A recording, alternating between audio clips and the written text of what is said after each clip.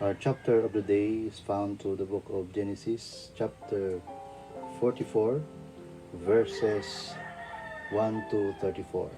It says, Now Joseph gave these instructions to the steward of his house: Fill the men's sacks with as much food as they can carry, and put each man's silver in the mouth of his sack. 2. Then put my cup, the silver one, in the mouth of the youngest one's sack, along with the silver for his grain. And he did as Joseph said. 3.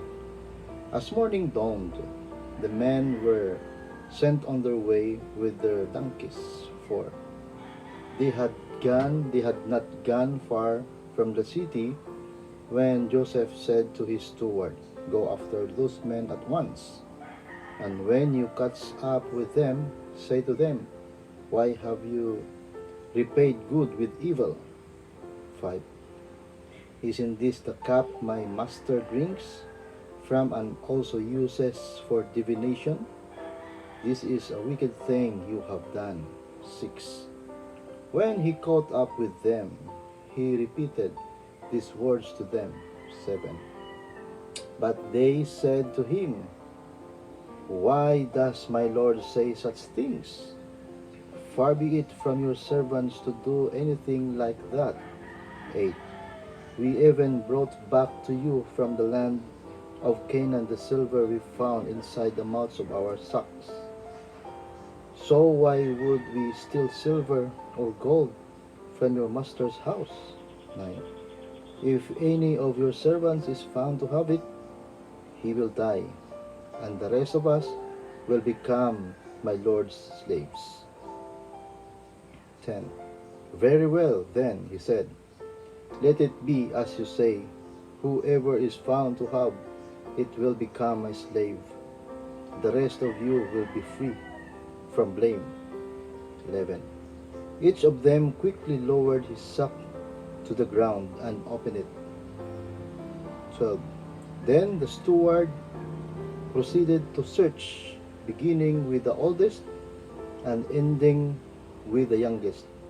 And the cup we found was found in Benjamin's sack. 13. At this, they tore their clothes. Then they all loaded their donkeys and returned to the city. 14. Joseph was still in the house when Judah and his brothers came in, and they threw themselves to the ground before him. 15. Joseph said to them, Why is this you have done? Don't you know that a man like me can find things out by divination? 16. What can we say to my Lord? Judah replied, What can we say? How can we prove our innocence?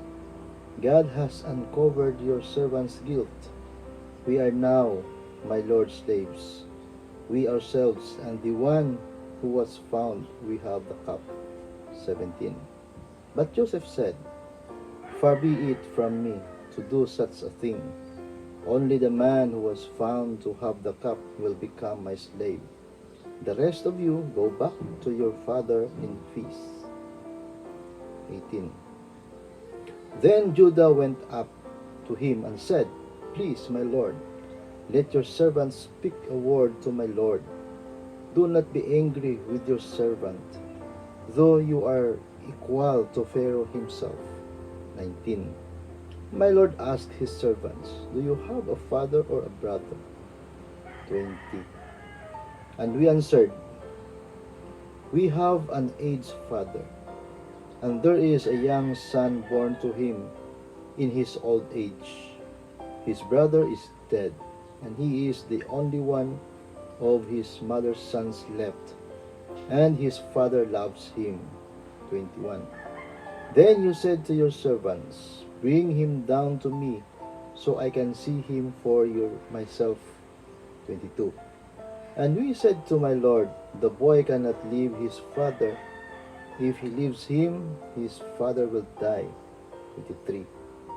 But you told your servants, Unless your youngest brother comes down with you, you will not see my face again. 24. When we went back to your servant, my father, we told him what my lord had said. 25. Then our father said, go back and buy a little more food. 26. But we said, we cannot go down. Only if our youngest brother is with us will we go. We cannot see the man's face unless your youngest brother is with us. 27. Your servant, my father, said to us, you know that my wife bore me 2 sons. 28. One of them went away from me, and I said, he has surely been torn to pieces, and I have not seen him since. 29. If you take this one from me too, and harm comes to him, you will bring my gray head down to the grave in misery. Verse 30. So now, if the boy is not with us, when I go back to your servant, my father, and if my father, whose life is closely bound up with the boy's life, 31, sees that the boy isn't there, he will die. Your servants will bring the gray head of our father down to the grave in sorrow. 32. Your servant guaranteed the boy's safety to my father. I said, if I do not bring him back to you, I will bear the blame before you, my father, all my life. 33.